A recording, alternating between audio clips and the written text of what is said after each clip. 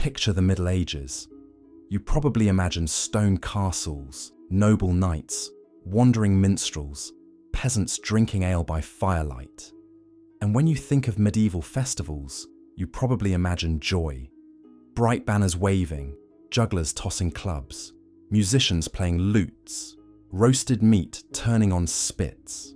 A simpler time, you think, a merry time. But that picture is a lie. The reality of medieval festivals was far more shocking.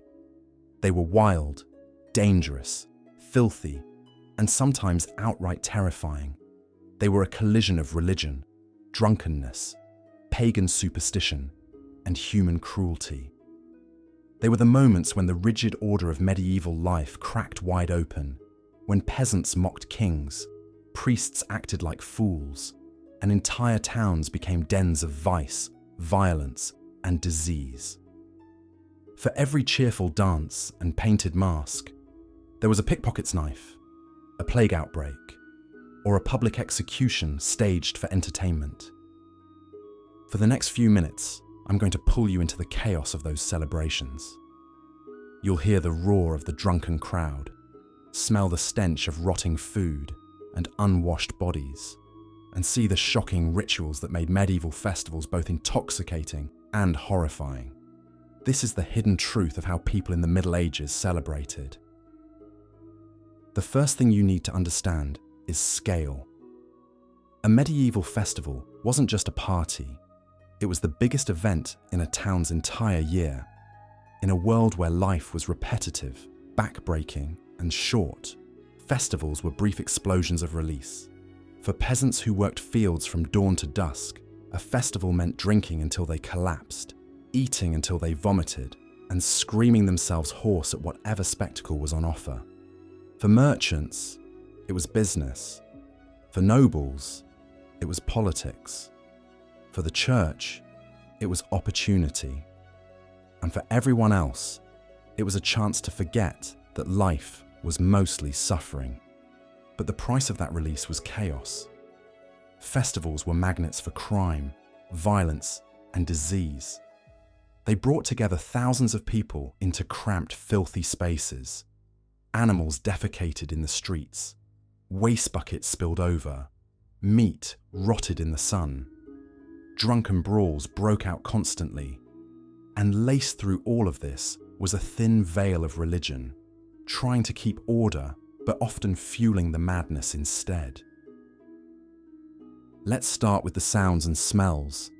Imagine walking into a medieval market square during a festival. The air is thick with smoke from open fires roasting pigs. There's the sharp tang of ale and mead sloshing from barrels. The stench of human sweat, unwashed for weeks, mixes with the smell of manure from oxen pulling carts. There is no plumbing, no sanitation. People urinate in alleys, vomit in corners, and dump chamber pots into the streets. The crowd pushes shoulder to shoulder, voices shouting in a dozen dialects, hawkers selling everything from shoes to knives to aphrodisiac powders. Music blasts from shawms and bagpipes, drums pounding in a chaotic rhythm. A man shouts about miracle cures. Another screams in pain as his pocket is cut open by a thief. This was the sensory reality of a medieval festival. It was overwhelming, intoxicating, and disgusting. Food and drink were central, but not in the way you imagine. Yes, roasted meats were eaten, but most people couldn't afford them. Commoners gorged themselves on black bread, thick stews, and cheap pies stuffed with whatever scraps were left from the butcher's block. Fish was often days old, salted to disguise the smell. Ale was weak but drunk in massive quantities. Mead and wine flowed, especially in wealthier towns, but it was often watered down or sour. People ate until they vomited and then kept eating. This was their one chance in the year to taste excess, and they weren't going to waste it. Drunkenness was not an accident. It was the point. Alcohol loosened tongues and broke down the crushing social hierarchies of medieval life. A peasant might shout at a noble, a servant might mock his master, a priest might dance in the streets. For a few days, the rules bent, and people revelled in the chaos. But the celebrations weren't just about food and drink. They were about spectacle. Medieval people craved entertainment, and they weren't squeamish about what counted as fun. Animal baiting was popular. Bears were chained in pits, while dogs were set on them, tearing at their fur as the crowd roared. Cocks were forced to fight to the death, their sharpened spurs slashing through feathers and flesh. Bulls were tormented in rings until they collapsed, and then there were executions. Public hangings, beheadings, and burnings were often deliberately timed to coincide with festivals. Thousands would gather to watch a condemned man strangle at the end of a rope, or a woman burn at the stake. Vendors sold food and drink as the smell of charred flesh filled the air.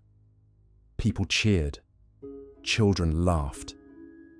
For medieval crowds, death was just another form of entertainment.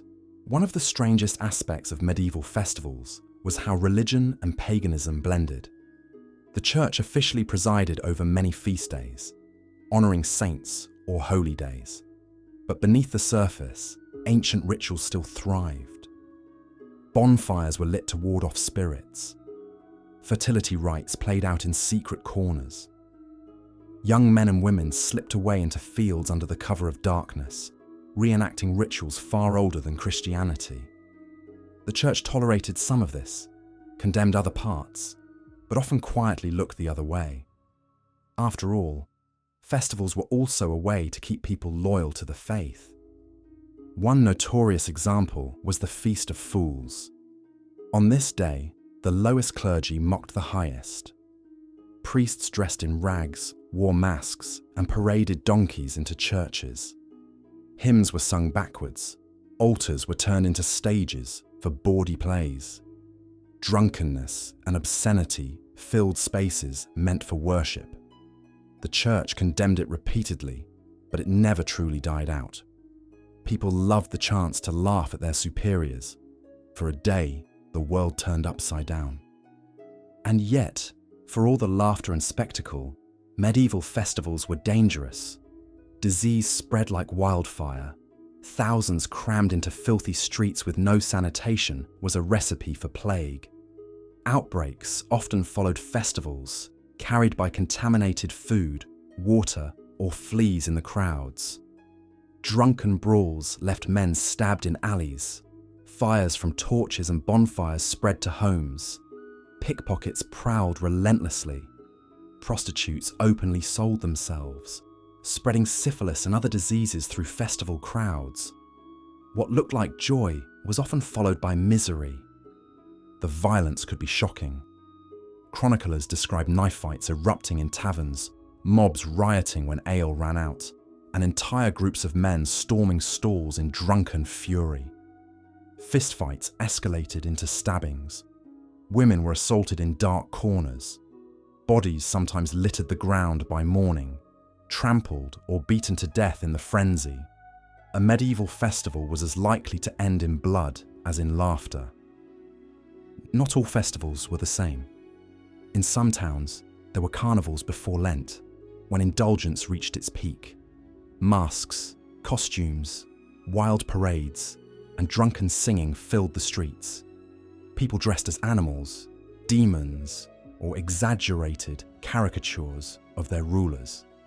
The anonymity of masks made crime even easier. Theft, assault, even murder could be hidden in the chaos. Carnival was freedom, but also danger. In rural villages, harvest festivals carried their own flavour. Bonfires blazed. Effigies were burned. Offerings were left to ensure good crops. Drinking songs turned into chants. Sometimes animals were sacrificed. Their blood poured into fields. These weren't just parties, they were rituals, binding communities together in a shared dance of desperation and faith. But perhaps the most grotesque truth is how festivals expose the deep contradictions of medieval life.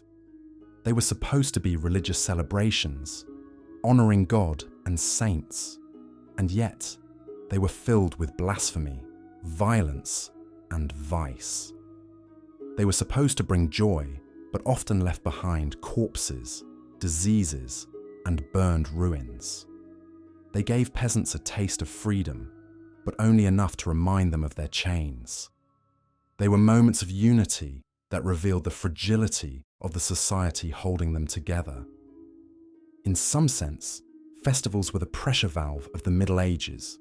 Life was misery, starvation, war, taxation, endless toil.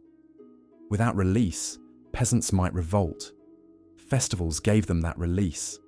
Drink yourself insensible, mock your priest, dance in the street, grope strangers, cheer at an execution, then go back to work when it's over. The rulers tolerated it because it kept order. Better a few days of chaos than a rebellion. Walk through the ruins of medieval towns today, and you might find stone market squares, worn cobblestones, and faded church murals. But if you could step back in time, those same squares would be overflowing with chaos. Drunken men vomiting in gutters, prostitutes pulling customers into doorways, a priest stumbling out of a tavern, singing hymns backwards, children waving masks of demons, a condemned thief swinging from a rope as the crowd cheered.